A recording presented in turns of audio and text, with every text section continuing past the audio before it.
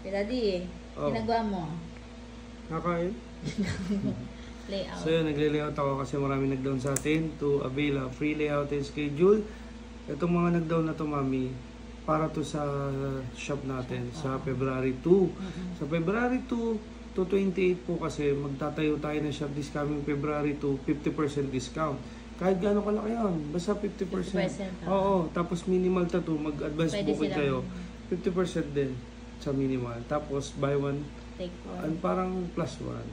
Sa lahat to yan. Marami Pwede tayong sa artist couple, doon. no? Oh, hindi siya pwede sa home service kasi mga artist ko yung gagawa rin doon. So pag bakante rin tayo, pwede rin tayo doon.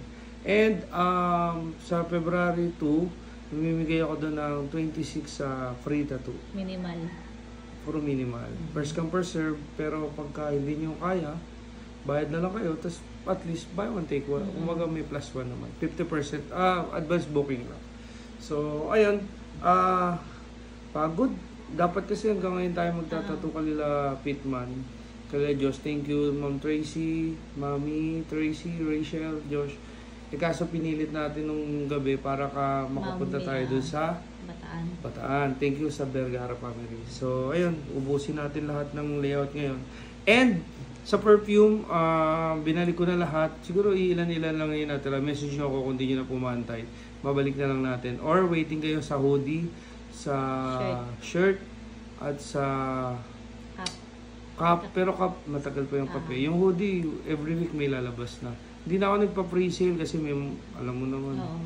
Ba't kayo ganyan? Human. Ganyan talaga. Magpatuloy, ano man negative, positive. Ako masipag ako eh. Katulad nito, yung isang nag-edit ng yung shirt, tapos na. Sabi ko, bayad na. Sabi ko, next project ulit.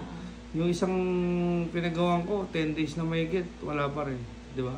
Alam nyo kapatid, kung ang ino-offer nyo is commission-based of your works, you always do it now. Sometimes later become never.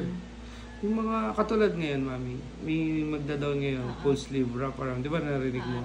Bakit sa dami ng nakausap niya ako yung pinili niya? Kasi napanood niya yun, yung sabi, event foreigner, nagtitiwala sa'yo, ganyan. So yun lang. Kaya isigaw mo lang sa mundo kung ano yung offer mo. Ako kahit pag ako ngayon, sabi ko kay Chay, mag-edit ako. Tatapusin ko lahat ng layout. And then later available ako.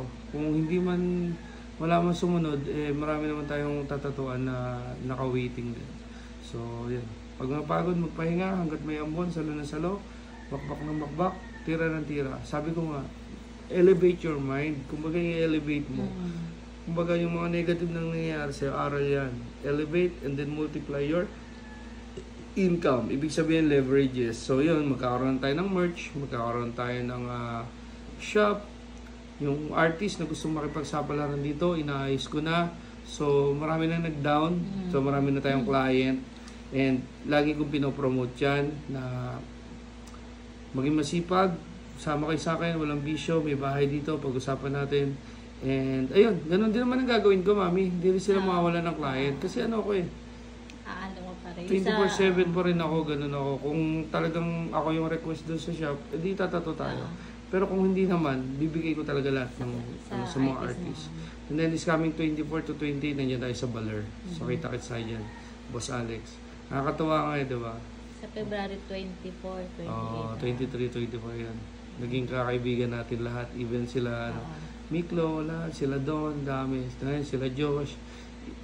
Nakakatawa.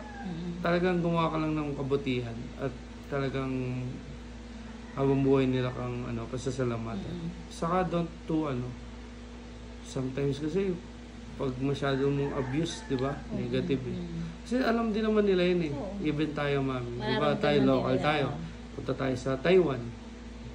Minsan nga, Hong Kong. Alam mo kung na-abuse ka, di ba? Pero silently ka lang, nakikisama ka lang. Pero nasa Cebu tayo. Ang ganda ng Cebu. Ang babait. Pero may taong nanlamang sa atin. Ano sabi ko doon? Ang ganda-ganda ng lugar nyo, sisirain mo. Dapat hindi ganyan. Di ba? Ano sabi ng ibang tao doon? Oo nga dapat yan natitigil na. Di ba? So, huwag mo nang hintayin, tumigil yung iba. Sa'yo pa lang, simulan mo na. Sa akin, gano'n. Kumbaga ako, nag-offer ako kay Josh. isipin mo, hindi na si Josh yung ano, kasi pang-apat ko na siyang tinaton eh. Hindi na siya yung naiilang Oo. na, Josh, sunduin kita sa airport. Kasi, alam mo yun eh. Alam mo wala siya sa sasakyan dito. Alam mo magta-taxi rin yung parents niya. So, ginawa ko, sinundo ko, di ba?